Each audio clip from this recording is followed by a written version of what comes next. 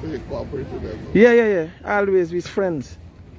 So the Guyanese Critic is coming to you from the Brickdam police station, and if you could remember, this whole place was burnt out one time, and a woman actually just shot just at the front here, just where the entrance there. The thing just shot and killed herself.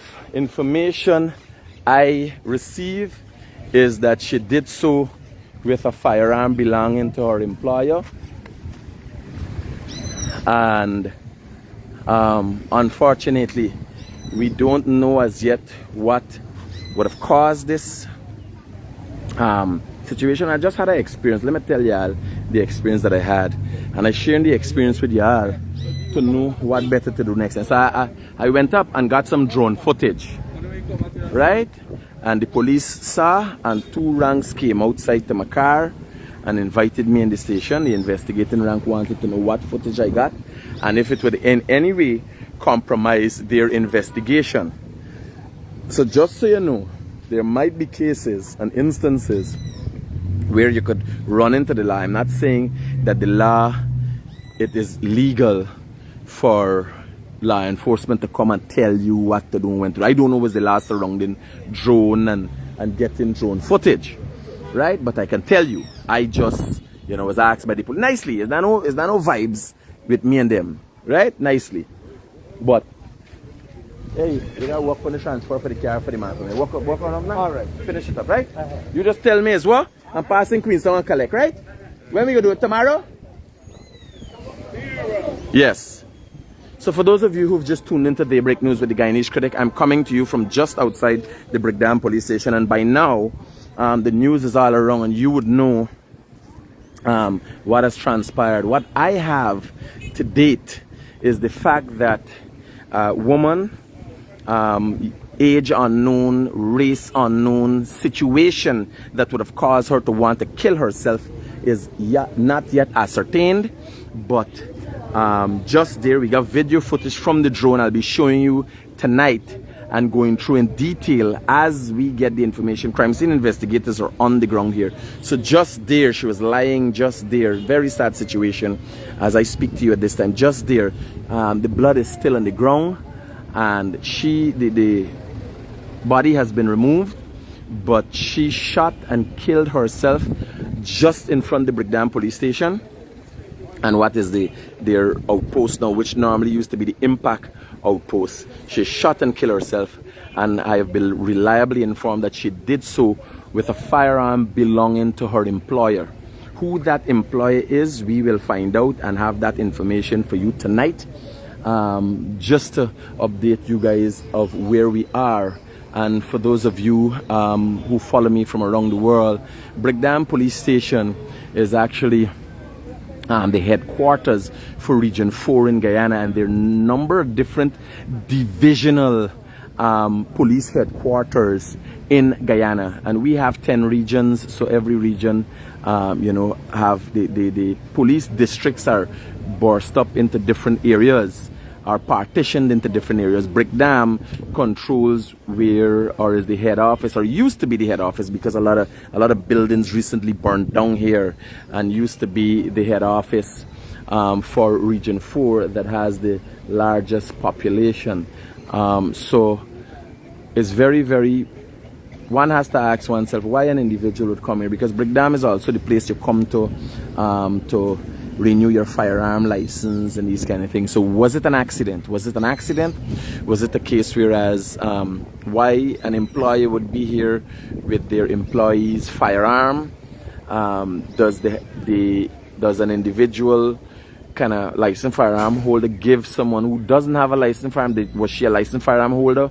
These are a lot of questions that need to be asked and understood exactly what transpired here. The body has since been removed, but the information we have is a female. She shot. It is said that she shot and killed herself, and it is a case whereas the firearm is said to be owned by her employer. right? So I was just giving you guys a breakdown of Brickdam. This is actually Brickdam, the road, and this is the divisional headquarters, division number A division, right? Brickdam. So at the back here is Hatfield Street. Smythe Street is just to the side. Can't remember the one name, but Brickdam Station, who would have left for a long time, is actually at the side of St. Stanislaus College. It would be, if you're coming from Parliament Building side, it would be St. Stanislaus College, then the Brickdam, just across the corner, the Brickdam police station. So after the buildings here would have been totally demolished and destroyed by fire, and they've been removed, the only thing was left is the lockups, the new lockups that was built, the home area or the housing area for police ranks, and what we used to be the impact base. That's all is left here. What would cause this? You know, it's funny. It's funny. You could read between the lines and get an understanding of what transpired here. Now it's Monday morning. So there's two questions. Was this individual being in a domestic situation, you know, and over the weekend something happened that she came to Brickdam Station to report? What is the likelihood of somebody who wanting to commit suicide would do that with the firearm belonging to their employer? The other thing is, when you come, let's say you were bringing your employer's firearm here, you would have to remove the rounds within the firearm, right? So you do that just outside the door. Ranks, if you go to anywhere, if you go to the office of the president, or you're going to State House, they ask you to exit the building, and just outside of the door, you would remove the rounds in the firearm. So one has to ask oneself, early Monday morning, it's March, knowing that in the new year you would have to renew your gun license, one has to ask oneself what exactly was going on and not jump to conclusion. There are a number of factors here. It's Monday morning. Would the individual be coming at this hour Monday morning to make a report with, you know, make a statement? Because if you come to commit suicide, you obviously would have had to think it out. And then do you come to do something as such Monday morning, 9 o'clock, you know, between 8 and 9 o'clock in the morning? So one has to question what exactly the individual was doing here. And before the day out, I will have sufficient information to be able to give you guys a proper update this evening on Progress Report, where we will go in detail, where you will have video footage of the scene, where the individual was, and I will go through in detail what exactly transpired. Let's not jump to assumptions, but I can tell you right off the bat, that's why I use not suicide, I use the term woman killed herself with boss's gun. Right? Because there's a high probability that this was a case whereas she might have been bringing the employer's firearm here, and it was accidentally discharged. How does that happen in an environment like this? The question is going to be raised: was she a firearm holder? You know, did she have the requisite training to carry a firearm?